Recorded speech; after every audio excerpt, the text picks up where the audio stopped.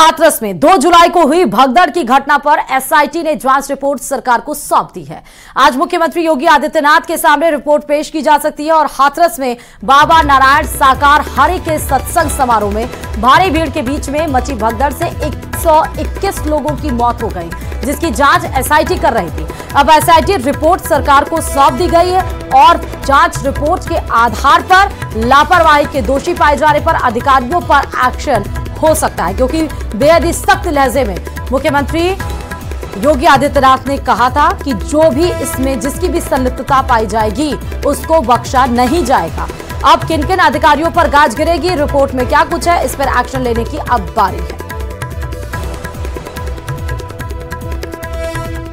और यूपी के हाथरस से एक और जुड़ी बड़ी खबर यह है कि हाथरस कांड में लोगों के गहने चोरी होने की शिकायत निकलकर सामने आई। एक आदमी ने अपनी मृत मां के गहने चोरी होने का आरोप लगाया है और एक जख्मी महिला ने भी जेवर चोरी होने के आरोप लगाए हैं। बाबा सूरजपाल के वापस नहीं आने पर गुस्से में महिला बताई है कि उसके भी उस भगदड़ में गहने चोरी हुए।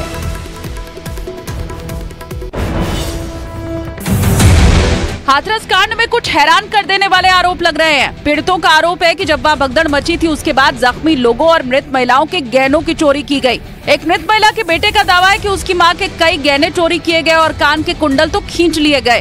कान में खून था। हाँ। इससे ऐसा लगे कि वो इससे लग रहा था कुंडल खींचे हुए हैं। यही नहीं, एक महिला जिनकी किसी तरह से जान बच गई, लेकिन 2 जुलाई की घटना में वो जख्मी हो गई थी। उनका दावा है कि उनके भी जेवरात चोरी कर लिए गए।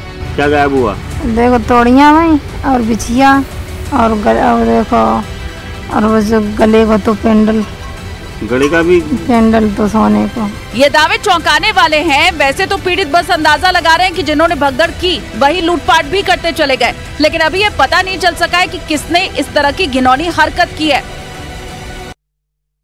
और मुंबई में मूसलाधार बारिश से हालात बिगड़े हुए हैं। आपको मुंबई में अलग अलग जगहों की स्थिति आपको दिखाएंगे तस्वीरों के माध्यम से। देखिए, आप मुंबई के सायन की बात हो या मुंबई के चूना भट्टी की या फिर माटुंगा की या मरीन ड्राइव की, हर जगह पानी सराबोर है। चाहे सड़कें हो, सड़कों में चलने के लिए चाहे गाड़ियों के पहिए डूबे हो या फिर उसमें पैदल चलने वालों को दिक्कतों का सामना करना पड़ा हो। फिलहाल सड़क से लेकर रेलवे ट्रैक तक सिर्फ और सिर्फ पानी का कब्जा दिखाई दे रहा है।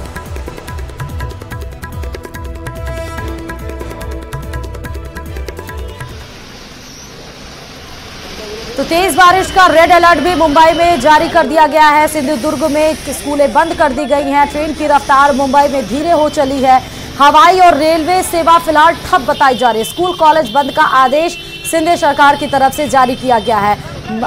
तो मुंबई में तेज बारिश से फिलहाल हालात बिगड़े हुए नजर आ रहे हैं। 24 घंटे में भारी बारिश का अलर्ट भी जारी है।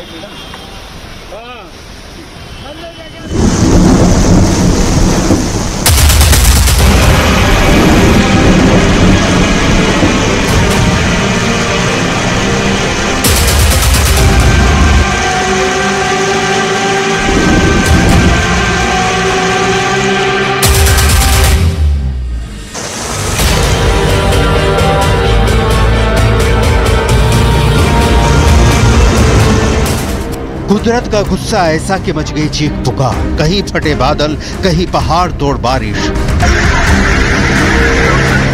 कहीं टूटा पहाड़ तो कहीं मुसीबत बादल फाड़।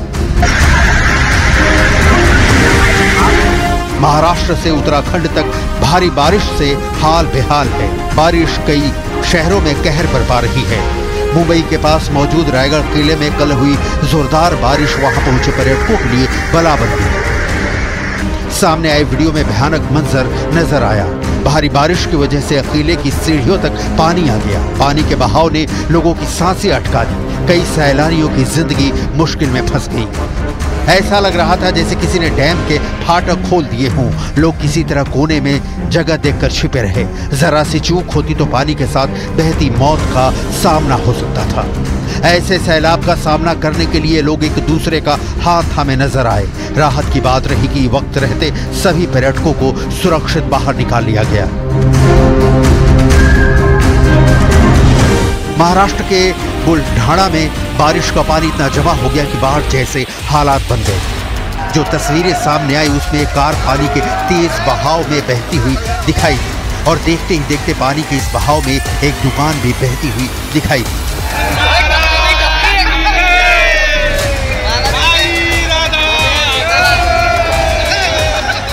बारिश ने मुंबई में उथल पुथल मचा दी है। 6 घंटे में मुंबई में 300 मिलीमीटर से ज्यादा बारिश रिकॉर्ड की गई, जिसकी वजह से सड़कों पर पानी भरा है।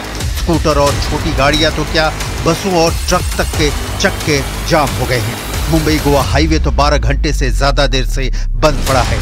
पटरियों पर भी पानी जमा है, कई ट्रेनें ठप पड़ी हैं, तो कहीं कहीं मजबूरी में पानी से भरी पटरी पर ही ट्रेन दौड़ानी पड़ रही है। कई इलाकों में बसों का रूट भी डाइवर्ट किया गया है, स्कूल बंद कर दिए गए हैं। बारिश की वजह से मुंबई एयरपोर्ट पर 27 उड़ानें डाइवर्ट करनी पड़ी हैं। नदियां उफान पर हैं, रास्ते जाम हो गए हैं, पुल टूट रहे हैं। उत्तराखंड के मैदानी इलाकों में बारिश से हाय तौबा मची है। इस बीच हल्द्वानी से रोंगटे खड़े कर देने वाली तस्वीरें सामने आई। अचानक हुई बारिश के बाद पहाड़ों से सैलाब उतर आया था। इस बात से बेपरवाह मोटरसाइकिल पर सवार 2 लोग इस सैलाब को पार करने की कोशिश करने लगे। इस मंजर को देखने वाले दहल गए थे। पलक झपकते ही ये मोटरसाइकिल सवार उफनती धारा की चपेट में आ गए। पल भर में समूची मोटरसाइकिल समेत दोनों बहने लगे। मौके पर चीख पुकार मच गई। गनीमत इस बात की रही कि दोनों मोटरसाइकिल सवार सैलाब में समाने से बच गए।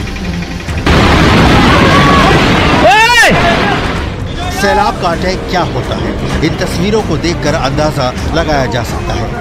कल तक ये पुल लोगों के आने जाने का साधन था। पल भर में उफनती धारा की चपेट में आकर खंड खंड हो गया। उत्तराखंड के अल्मोड़ा में इतनी बारिश हुई कि यह पुल उसे झेल नहीं पाया। रामनगर से अल्मोड़ा को रानीखेत से जोड़ने वाला पुल काफी अहम था।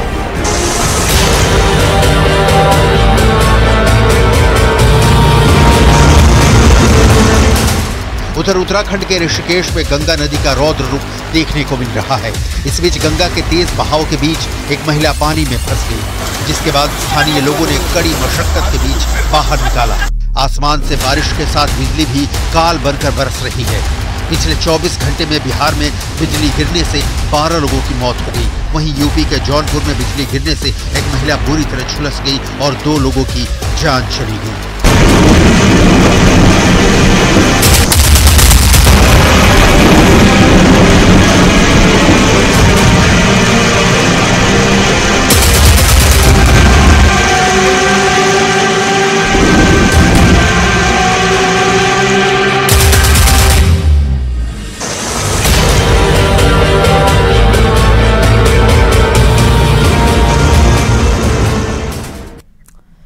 तो बारिश से किस तरह हाहाकार मचा हुआ है, इसकी तस्वीर हम आपको महाराष्ट्र में बुलढाणा में जहां पर मूसलाधार बारिश हो रही है उससे दिखाते, क्योंकि वहां हालात बद से बदतर हो गए हैं।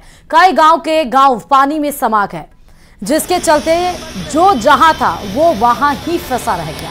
तस्वीरों में आप साफ ये देख सकते हैं कि कैसे स्थानीय लोग ही रेस्क्यू में जुटे हैं। कोलरी गांव में बाढ़ में फंसे 6 लोगों ने जब बचाव की गुहार लगाई तो सरकारी मदद नहीं पहुंचने पर स्थानीय लोगों ने ही राहत और बचाव कार्य चलाया और रस्सी की मदद से सभी को सही सलामत पानी से बाहर निकाल लिया। तो तस्वीरें आप देख सकते हैं, ऐसा नहीं है कि बचाव के लिए मदद की गुहार नहीं लगाई गई, क्योंकि एसडीआरएफ की टीम लगातार लगी हुई है, लेकिन समय पर वहां पर बचाव कार्य नहीं पहुंच पाया। इसलिए अपनी सूझबूझ से एक दूसरे का हाथ पकड़े रस्सी के सहारे ये गांव जो कि जहां पर फंसे हुए लोग थे वो सही सलामत फिलहाल बाहर निकले। और उत्तराखंड के नैनीताल में राजभवन रोड की पहाड़ी से एक बार फिर विशालकाय पहाड़ का एक हिस्सा गिरने से भगदड़ मच गई है। गनीमत यह रही कि बड़े बड़े पत्थरों की चपेट में कोई भी व्यक्ति नहीं आया, और वहीं विशालकाय पत्थरों की चपेट में आने से एक तबाह हो गया है। आपको वो तस्वीरें भी हम दिखा रहे हैं। हादसे के वक्त घर में फिलहाल वहां कोई मौजूद नहीं था, नहीं तो कोई बड़ा हादसा जरूर हो सकता था। घटना के बाद से स्थानीय लोगों के साथ ही दुकानदारों में भी भय का माहौल है। अनहोनी को रोकने के लिए प्रशासन की टीम भी मौके पर पहुंची है। हालात का मौका मुआयना किया जा रहा है। तो भारी भरकम पत्थरों से एक घर तबाह हुआ। गनीमत ये रही कि उस समय घर में कोई मौजूद नहीं था, वरना वो पत्थर की चपेट में आ जाता। तो एक तरफ सड़क पर सैलाब है, दूसरी तरफ पत्थर का कहर देखने को मिल रहा है। उत्तराखंड के नैनीताल से पहाड़ गिरने से वहां पर भगदड़ भी मच गई है। आसपास जो दुकान है, जो घर हैं, उनमें भय का माहौल है। और एक और बड़ी खबर आपको उत्तराखंड से बताते चले, जहां उत्तराखंड के ऊधम सिंह नगर में देर रात अलग अलग जगह बाढ़ में फंसे 32 से ज्यादा लोगों का रेस्क्यू किया गया। लगातार जारी बारिश के बीच उत्तराखंड प्रशासन ने जगह जगह लोगों के रेस्क्यू के लिए एसडीआरएफ की टीम तैनात कर दी, जिससे वक्त रहते लोगों की जान बचाई जा सकी है।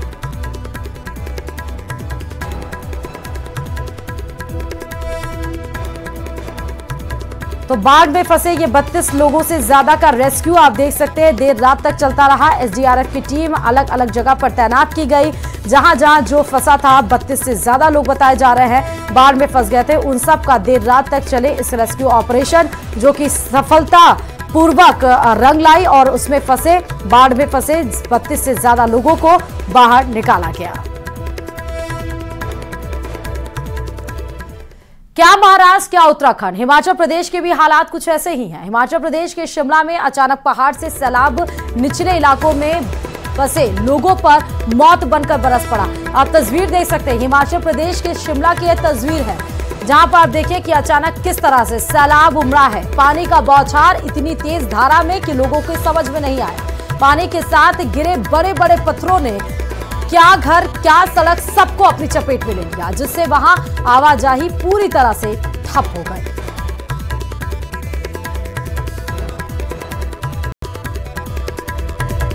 और हिमाचल के बाद मध्य प्रदेश की तरफ रुख करते हैं। वहां पर भी सामान्य से ज्यादा बारिश हुई है और उस बारिश ने हालात को बद से बदतर कर दिया है, जिसके चलते लोगों का जीवन पूरी तरह से बेपटरी हो गया है।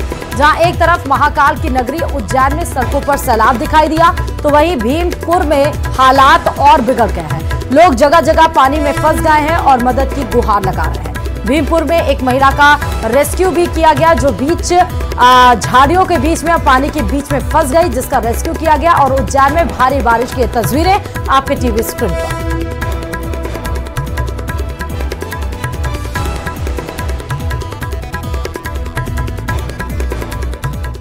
और ये बात सबको पता है कि जानकारी ही बचाव है। ये बात हर उस समस्या पर लागू होती है जिससे हमारा समाज जूझ रहा है।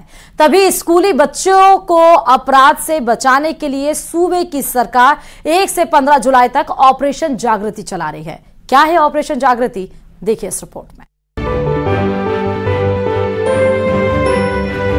तो जो पोक्सो अधिनियम है, पोक्सो अधिनियम में अगर लड़की या लड़का 18 वर्ष से कम उम्र का है या मौजूद है, वो कभी भी जीवन में इस तरह की सोच नहीं रखेगा कि बाल अपराधों में कमी के लिए प्रदेश पुलिस का नवाचार। स्कूली बच्चों के लिए चलाया जा रहा ऑपरेशन जागृति। पोक्सो अधिनियम में अगर लड़की या लड़का 18 वर्ष से कम उम्र का है, पोक्सो अधिनियम के बारे में दी जा रही जानकारी। जो पोक्सो अधिनियम है, पोक्सो अधिनियम में अगर लड़की या लड़का 18 वर्ष से कम उम्र का है, छात्राओं को गुड और बैड टच का बताया जा रहा फर्क। साइबर क्राइम और सड़क हादसों की रोकथाम के लिए भी किया जा रहा जागरूक। मौजूद है, वो कभी भी जीवन में इस तरह की सोच नहीं रखेगा कि ज्ञान ही मनुष्य के शक्ति का आधार है। यही चीज उसे ब्रह्मांड के दूसरे प्राणियों से अलग करता है। इसलिए स्कूली बच्चों को जागरूक किया जा रहा है।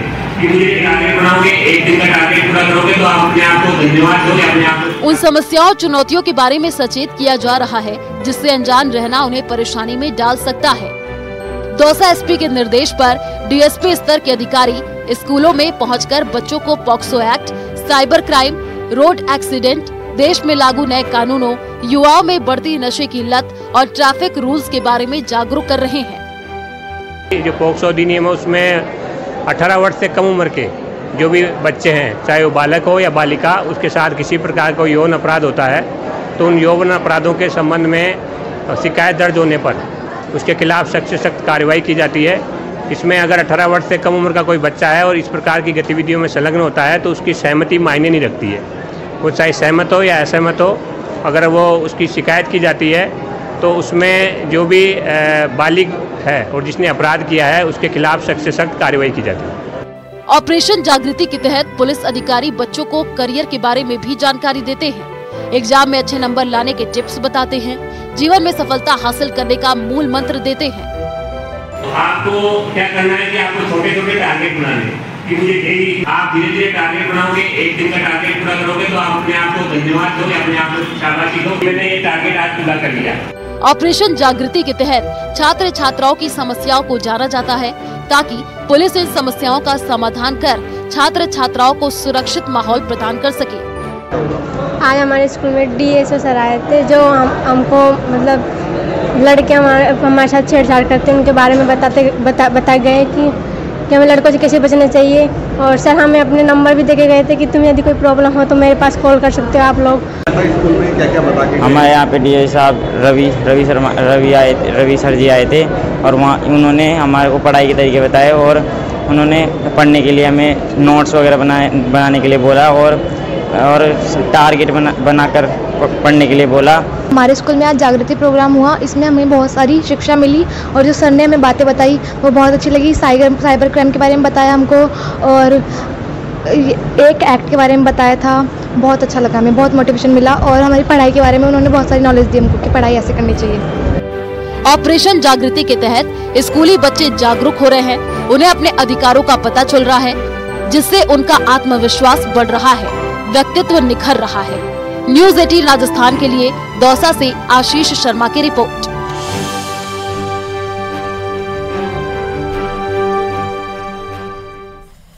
और अब बात भिलवाड़ा के